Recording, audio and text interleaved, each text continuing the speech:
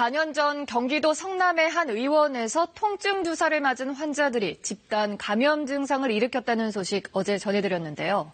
KBS 탐사보도부가 추적해봤더니 100건이 넘는 비슷한 주사 감염 사례가 확인됐습니다. 보건당국은 이 집단 감염 사고의 조사 결과를 재검토하겠다고 밝혔습니다. 이승철 기자입니다.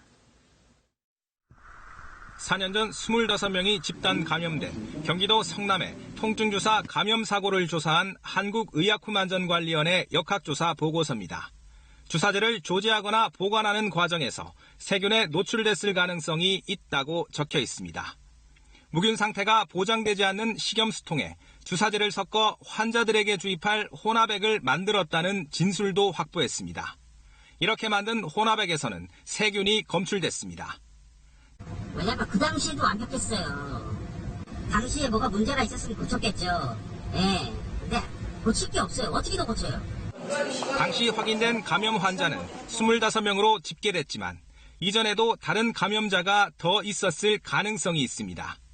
비슷한 방식으로 만든 혼합제를 주사한 환자가 얼마나 더 있었는지 조사하지 않았기 때문입니다. 내원자를 중심으로 추가 역학조사가 필요했던 이유입니다. 지금이라도 재조사해가지고 환자들이 어떻게 되었는지 철저한 추적 관찰 후 마무리해야 된다고 생각합니다. 네. 그렇게 해주시겠습니까? 그 당시에 어떻게 조사가 이루어졌는지 내부 자료부터 검토를 해보고 저희는 미진하다고 생각이 되면 적극적으로 검토를 하겠습니다. 알려지지 않은 주사 감염 사고가 더 있었는지 확인하기 위해 의료중재원 감정서를 분석해봤습니다. 병원 내 감염이 의심되는 환자 452명 가운데 주사로 감염됐을 가능성이 있는 환자가 모두 110명, 이 가운데 6명은 심각한 감염으로 사망했습니다.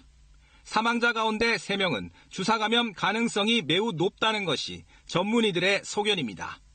광주의 한 71살 남성은 척추에 통증 주사를 맞은 뒤 염증과 신장 기능 저하 증상을 보이다 심근경색으로 숨졌고, 강원도 속초의 38살 여성은 허벅지에 통증 주사를 맞고 괴사성 근막염으로 사망했습니다.